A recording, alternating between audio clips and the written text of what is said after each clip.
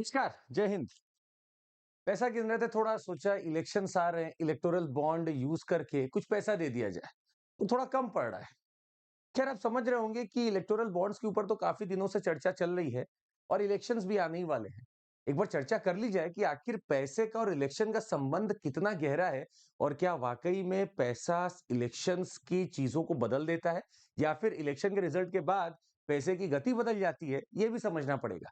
आप सभी का स्वागत है इस सेशन में। और इलेक्टोरल बॉन्ड्स के ऊपर जो पूरा माहौल गरमाया हुआ है, इसका निर्णय तो सुप्रीम कोर्ट ही लेगा, पर हम लोग कुछ चर्चा कर सकते हैं छोटी मोटी। 2019 इलेक्शंस की बात है, एक स्टडी की जाती है। ये स्टडी सीएमएस कर रहा है, सेंटर फॉर मीडिया स्टडीज, जिसने कहा कि 2019 का लोकसभा चुनाव अभी तक का, कहीं तक का मतलब कहीं भी इससे महंगा चुनाव आज तक नहीं हुआ है। 55 से 60 हजार करोड़ रुपए इस इलेक्शंस में लगे हैं। सोचिए, अगर देश के डेवलपमेंट में इतना पैसा लग जाए तो कहानी कुछ और होने लगेगी।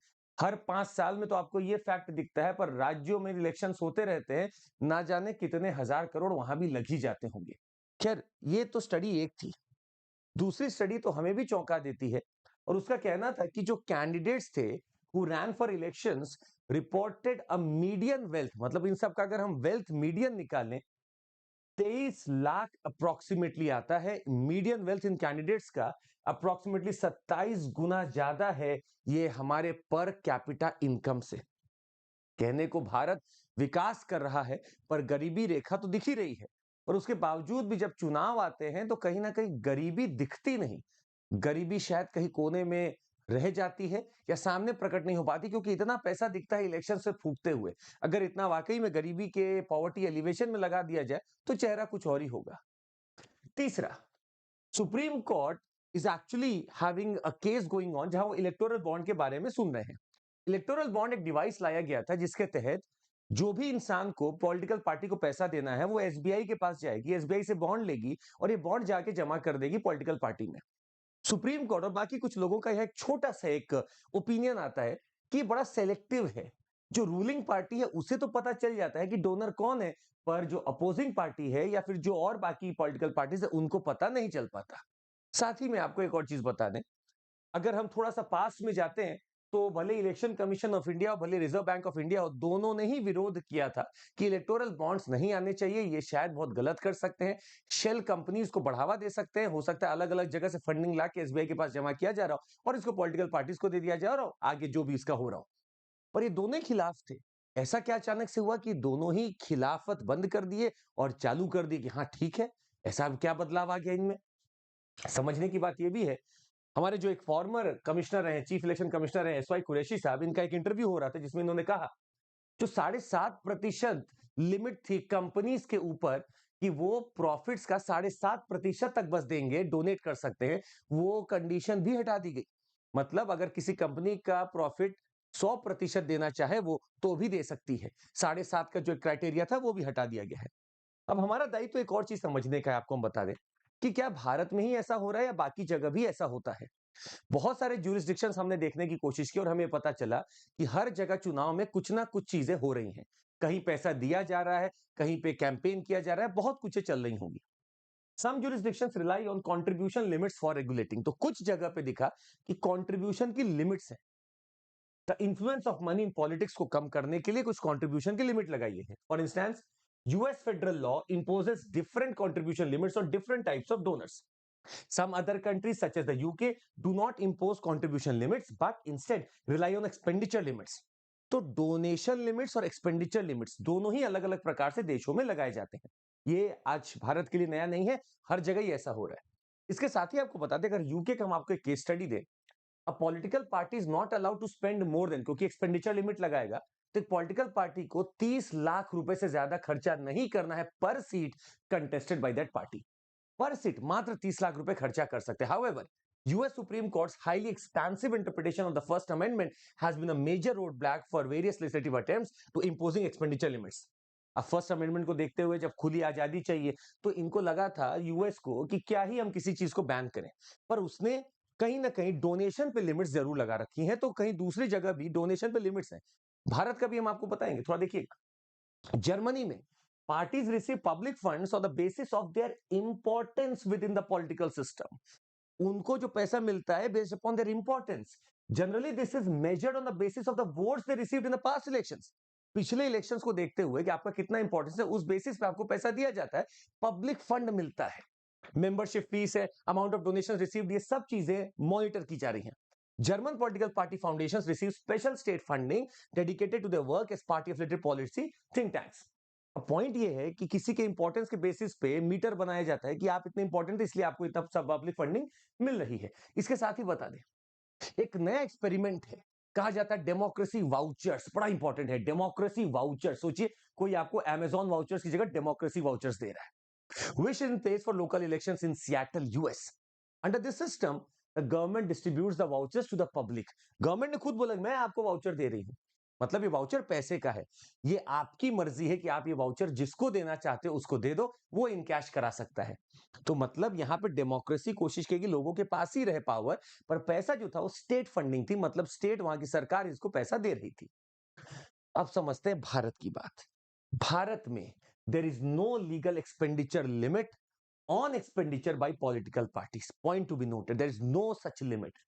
A party can spend as much as it wants for its national or state level campaign as long as it does not spend that money towards the election of any specific candidate. आप ये बोल के किसी specific candidate का नाम मत दीजिए, आप ये बोल के कि मैं तो बस कैंपेन कर रहा हूं, आप कैंपेन करते रहिए, you can keep on campaigning it, आप पूरा आराम से कैंपेन कर सकते हैं। पर यह समझना होगा यहां पे कोई भी लीगल एक्सपेंडिचर निर्धारित नहीं किया गया है, आप जितना चाहे मनमाहा या जितना आपका पैसा हो आप लगा सकते हैं इसमें से। दूसरा एक क्लॉज है छोटा सा, the parties are required to disclose. अब जो पैसा आ रहा है उसमें डिस्क्लोजर कितना है, the parties are required to disclose donations of more than ₹20,000। 20,000 के ऊपर अगर कोई डोनेशन दे रहा है तो आपको बताना पड़ता है, unless they are made through electoral bonds. और यहां भी अनलेस है, unless they are made through electoral bonds. पर अगर इलेक्टोरल बॉन्ड से हो गया तो वो भी बताने की जरूरत नहीं है। Parties are not required to disclose the sum or the source of any single donation that is below ₹20,000. अगर कोई 19,999 रुपए भी दिया है तो किसी को बताने की जरूरत नहीं है। और अगर ऐसे ही 19,999 करके कम से कम 1,000 लोगों ने दे दिया तो आगे की कहानी आप समझ सकते हैं। This is where the legal loophole steps in. Parties generally break large donations from a single donor into multiple small donors and they give it to the political party. यही सबसे बड़ा loophole है जो यूज करते हैं political parties कई बार।